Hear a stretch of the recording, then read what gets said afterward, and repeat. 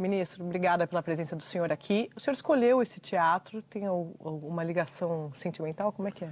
Muito forte, não é? Primeiro, aqui que eu reúno os artistas, os produtores culturais, os intelectuais, nos debates aí que antecedem as minhas campanhas, no preparo dos programas que eu apresento.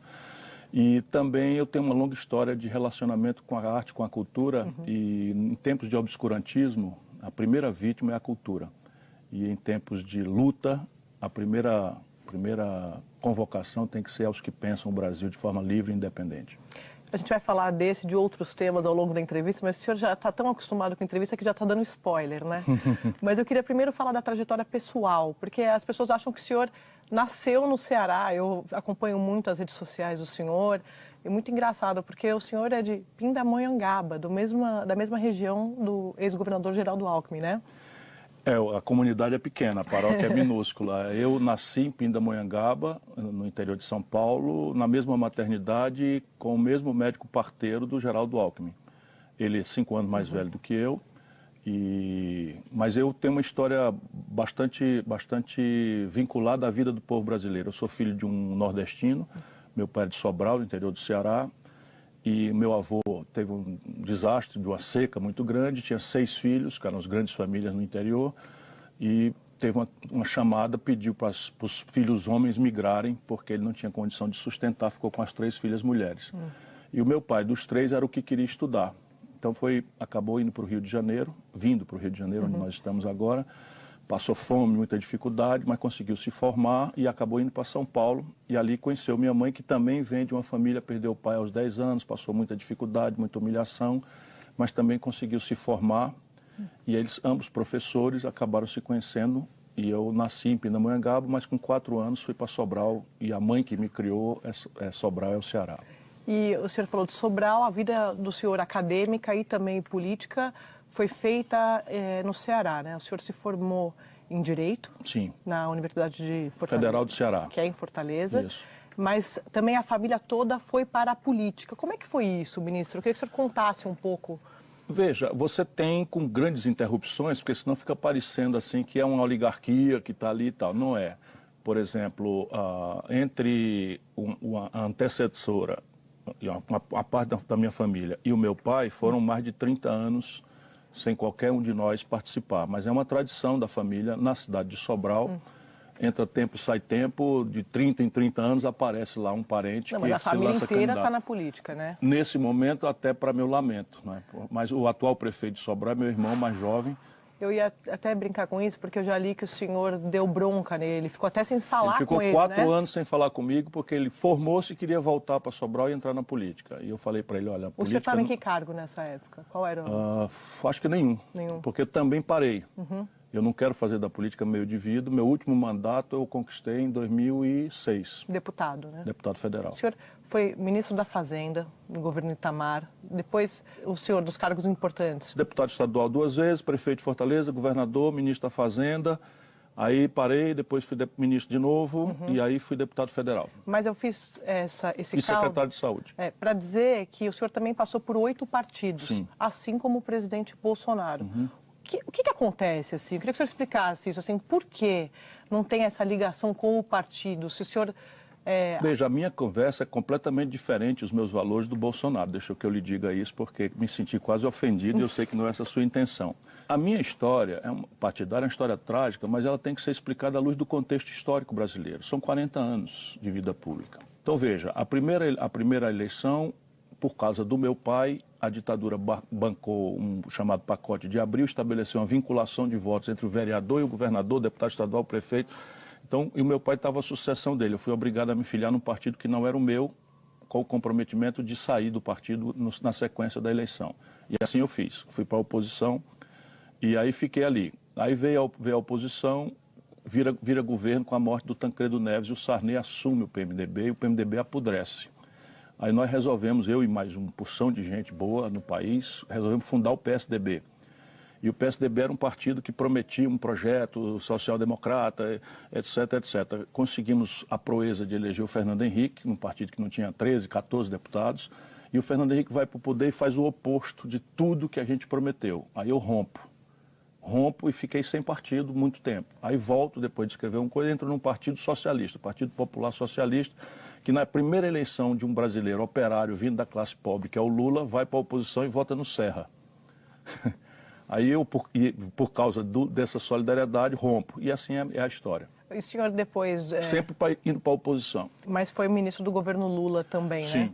Só Fui candidato a presidente em 2002, fiquei no terceiro lugar, quarto lugar, porque no fim o garotinho me passou, e votei no Lula no segundo turno, como já tinha acontecido nas outras vezes, porque era a minha vizinhança, e ele insistiu muito para eu ser ministro e eu aceitei. O senhor ajudou muito também na época do mensalão.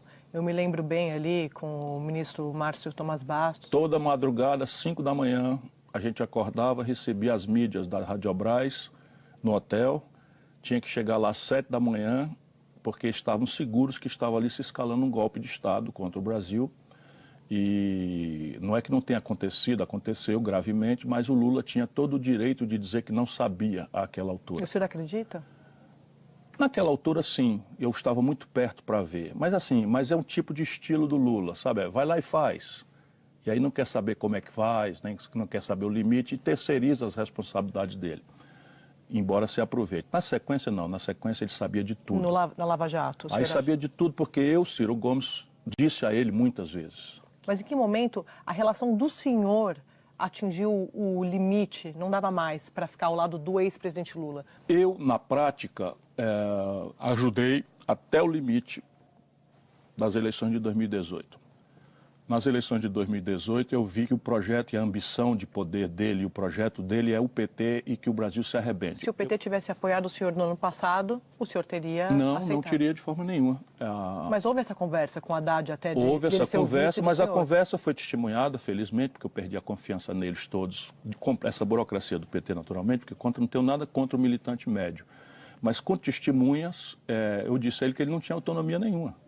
A conversa era ele ser meu vice, e perguntando se eu topava e tal. Eu disse, olha, não seria eu que vou vetar, mas isso não tem a menor chance de acontecer, porque você não tem autonomia para isso. O senhor conhece o PT? Conheço bastante bem. E sabia que não tinha chance de o ex-presidente Lula abrir mão da cabeça de chapa? Isso mais do que isso, você tem que a força dominante na AICA, no Brasil, é o antipetismo. Ou seja, a corrupção e a debacle econômica transformaram o antipetismo na força dominante no Brasil.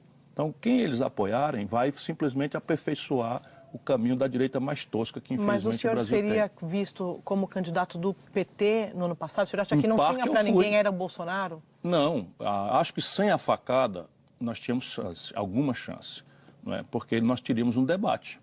E eu iria tentar demonstrar que, em 28 anos de deputado, ele acabou interpretando uma fraude. Porque o Bolsonaro era contra a reforma da Previdência, o Bolsonaro, percebe, é contra tudo isso que ele está falando. Mas o senhor acha que o Lula e o Bolsonaro, eles são iguais? As duas faces da mesma moeda. Mas o Bolsonaro é culpa do PT? Sem nenhuma dúvida. O senhor acha que interessa aos dois, Lula e Bolsonaro, repetir essa polarização para 2022 e não abrir espaço para mais ninguém? Olha, só falta a gente ficar sabendo da ligação entre os dois para combinar. Mas se não tem essa ligação, é uma simbiose, é um parasitismo recíproco, mas flagrante. Vamos aqui aos dados.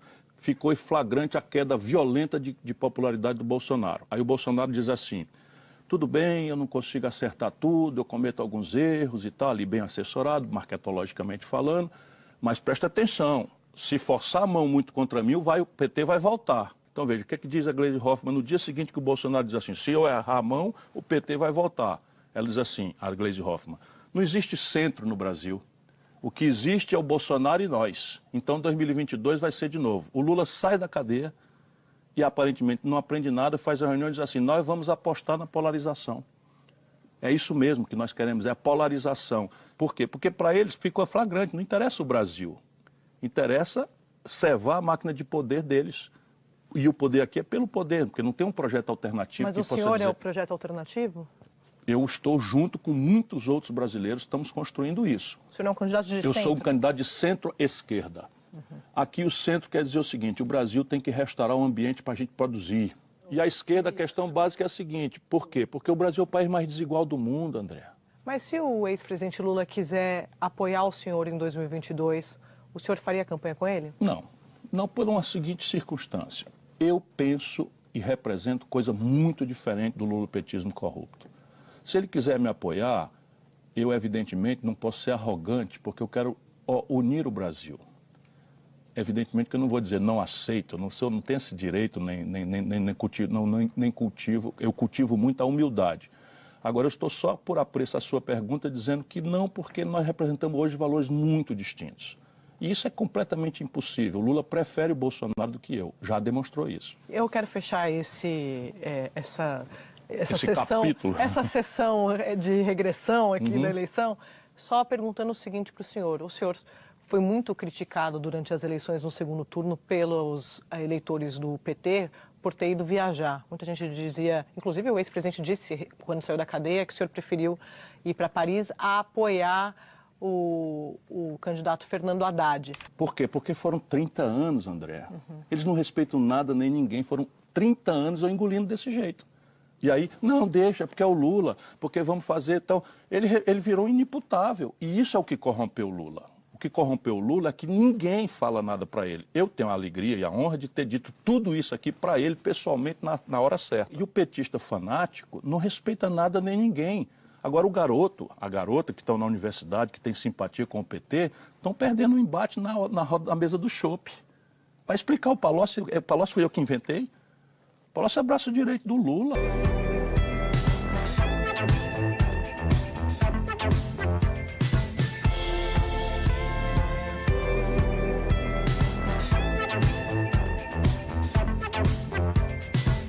Mas o senhor acha que tem espaço para o ministro Moro ser candidato à presidência, como muita gente diz?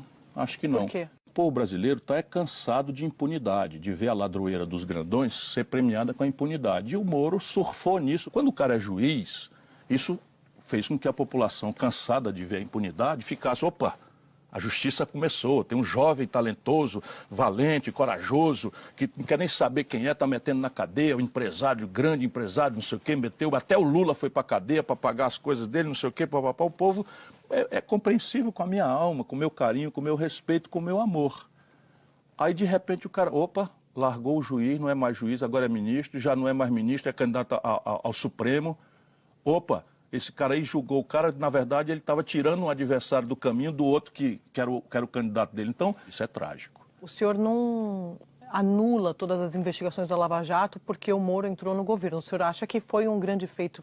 Deixou um legado ou não? Ah, sim, claro. Você imagina, Eduardo Cunha está preso. O senhor consegue separar? Eu consigo separar. Veja, a minha vida é tentar ajudar o povo brasileiro a entender o equilíbrio das coisas.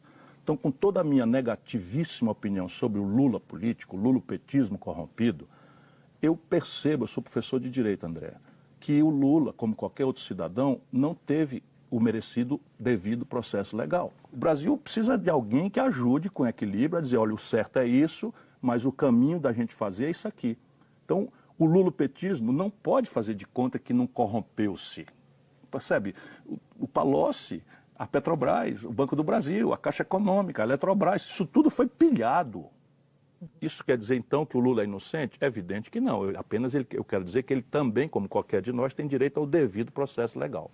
Ministro, o senhor falou em determinado momento aqui da entrevista sobre a miséria, a desigualdade no país. Eu me lembrei do pacote que foi lançado recentemente lá pela Câmara, uma iniciativa dos deputados novatos para combater a miséria. Entre esses deputados novatos, Tabata Amaral.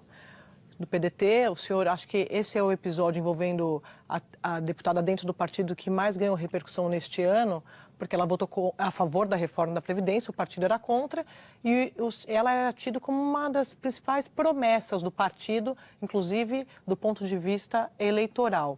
A minha pergunta é a seguinte, eu sei que o partido tem uma orientação, mas nesse caso específico não era o caso de o partido rever as suas posições ao invés de correr o risco de perder uma promessa? Ministro, o senhor falou em determinado momento aqui da entrevista sobre a miséria, a desigualdade no país. Eu me lembrei do pacote que foi lançado recentemente lá pela Câmara, uma iniciativa dos deputados novatos para combater a miséria. Entre esses deputados novatos, Tabata Amaral. do PDT. O senhor, acho que esse é o episódio envolvendo a deputada dentro do partido que mais ganhou repercussão neste ano, porque ela votou a favor da reforma da Previdência, o partido era contra, e ela era tida como uma das principais promessas do partido, inclusive do ponto de vista eleitoral. A minha pergunta é a seguinte: eu sei que o partido tem uma orientação, mas nesse caso específico não era o caso de o partido rever as suas posições ao invés de correr o risco de perder uma promessa em tempos de dificuldade na política? Um partido trabalhista não pode votar a favor de uma reforma da Previdência que 83 de cada R$100 de sacrifício é imposto no lado mais fraco, no lado mais pobre.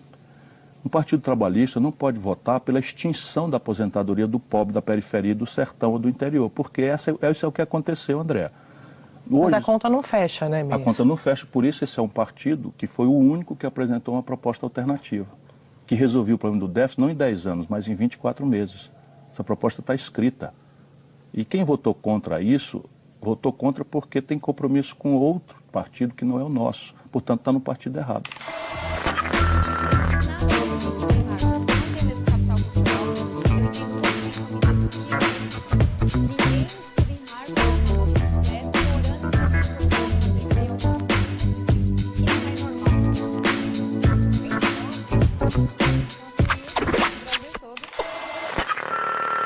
O senhor, esse é um caso que deixa o senhor desconfortável de falar? Já vi algumas entrevistas? Sofrimento, desgosto de filha.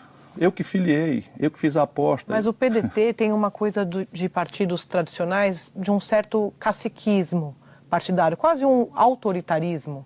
Então, assim, a impressão que dá... Vai me desculpar, toda crítica é bem-vinda e nós estamos sempre abertos a ela. Mas trata-se aqui de uma questão programática. Para que a gente não tivesse qualquer susto, nós convocamos o órgão máximo do partido, que é a Convenção Nacional.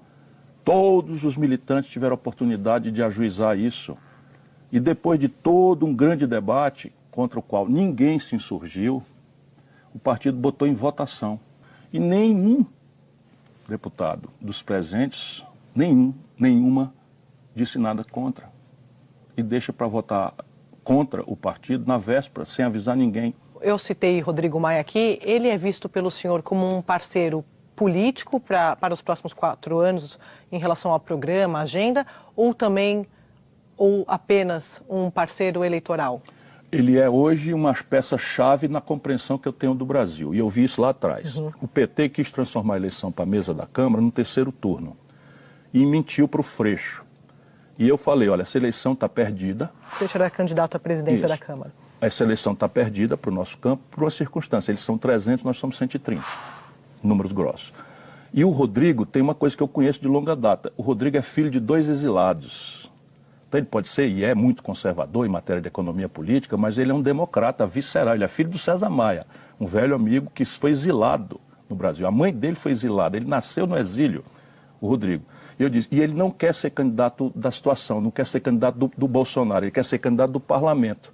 Portanto, 29 votos nossos do PDT, para eles vale 50, vale 70, porque dão a ele a possibilidade real de ser um presidente do parlamento e não do Bolsonaro. Eu digo, opa, aqui tem uma fresta, para a gente atenuar danos e obrigar o Bolsonaro ao jogo democrático. E fui a ele. E ele me deu a palavra. E o outro compromisso é atenuar danos. Como é? A oposição de 130 contra 300, o rolo compressor vai lá e esmaga. A não ser que eu tenha a palavra do presidente da Câmara, que nomeia comissões, que indica lideranças, que compõe relatorias especiais. Por exemplo, o Rodrigo Maia entregou o pacote anticrime para o Freixo relatar. Por quê? Porque nós obrigamos ao compromisso dele minimizar danos. Ele tem palavra, o senhor quer dizer? Ele cumpre a palavra. Então, essa é a ordem de compromissos hoje e ele está cumprindo exemplarmente. Eleitoral, muito difícil, né? Muito improvável, né? Todo mundo sabe. Mas eu vou seguir lutando por isto. Você faria uma chapa com ele? Faria com o maior prazer. O senhor na cabeça e ele na vice? Sim. Faria. Isso já está sendo conversado? Não. Ministro, o senhor gosta de astrofísica, né? Bastante. O que a astrofísica ensinou para o senhor no campo da política? Sabe o que a astrofísica me dá? Ela me dá uma noção de humildade, de relativizar as coisas, sabe? De ter paciência. Mas o senhor aprendeu isso, né? Porque o senhor também tem O senhor até brincou que as pessoas às vezes não entendem o senhor, que o senhor ficou conhecido muito tempo pelo temperamento mais explosivo. Isso inventaram de mim. Porque, repare, ninguém tem a biografia que eu tenho se eu fosse esse Manel doidão que inventam. Agora, perceba bem, 66 mil mulheres foram estupradas no nosso país oficialmente nos últimos 12 meses. Se as pessoas ficam geladas diante disso, eu só fico pensando na minha netinha. Sim. Sabe, eu não quero trocar meu coração por uma pedra. Eu quero continuar indignado, senão não faz sentido, André. Mas o senhor aprendeu com declarações públicas, inclusive do senhor, a questão do machismo. O senhor acha que o Brasil evoluiu? Eu fui criado num ambiente machista. Eu estou aprendendo todo dia. E eu já fui muito angustiado com isso, de querer transformar-me agora num feminista. Isso é bobagem. O que eu posso e eu estou fazendo diariamente é aprender. Sabe, dizer às pessoas, olha, as mulheres brasileiras ganham 70% do que os homens ganham para fazer o mesmo serviço com a mesma jornada. As mulheres brasileiras estão crescendo o feminicídio. O estupro no Brasil de crianças, de adolescentes, está crescendo de uma forma assustadora no Brasil. Portanto, é preciso ter um olhar para as mulheres diferente daquele olhar que se tem para o conjunto real da sociedade. Isso eu estou aprendendo todo dia. Agora, para finalizar, ministro, a gente falou sobre as críticas, as queixas em relação ao PT, também ao Bolsonaro, mas eu queria que o senhor falasse aqui se o senhor não enxerga nenhum avanço no governo Bolsonaro. Enxergo. O Bolsonaro, para vergonha da esquerda, está pagando a menor taxa Selic da história. A taxa Selic é a taxa básica do governo, que é o piso do juros. Se você tem a taxa Selic de 14,5% que o PT pagou com a Dilma, não tem chance da economia andar. Agora a taxa Selic já podia ser muito mais baixa, mas é a menor da história. Isso é fato. Há uma tendência hoje consistente, vamos esperar que permaneça e se aprofunde, porque o número ainda é chocante, mas há uma tendência importante hoje de queda dos homicídios no Brasil. E eu sei que parte disso nós devemos a uma decisão que o Bolsonaro tomou e que eu reclamava há 20 anos e que o PSDB e o PT não fizeram. O Bolsonaro transferiu os cabeças do crime organizado, comissões das facções criminosas, para presídios federais e isolou a comunicação. O que eu reclamava e disse que ia fazer no primeiro dia, ele fez. Lá no Ceará caiu 57% dos homicídios. Ceará era, acho que o quarto estado. Chegamos a frequentar os piores estados. Na hora porque a gente tinha uma boa estrutura de informação e estavam perdendo a batalha. Por quê? Porque os caras comandando de dentro da cadeia. Que não quer dizer, para eles não picotarem, que o governo Bolsonaro não seja um trágico governo. É um trágico governo, mas você me pediu, eu acompanho com o Observatório Trabalhista, está na internet, número por número. Educação, saúde, segurança, ciência e tecnologia são os piores investimentos da história. Infraestrutura, o pior investimento da história. Mas esses dois números são reais. E para encerrar, o senhor acha que houve um terrorismo do PT? O senhor já falou isso, de vender que a eleição do Bolsonaro significaria um atentado à democracia. O senhor não acredita em risco para a democracia? Não, o risco à democracia é dado e nós temos que guardar vigilância e militância diariamente. Por isso o compromisso com o Rodrigo Maia de que o parlamento obrigue o governo a ficar dentro das regras da democracia é tão gravemente protegido por mim. Ministro, muito obrigada Obrigado pela presença a do senhor aqui no programa. É um prazer. Muito obrigado.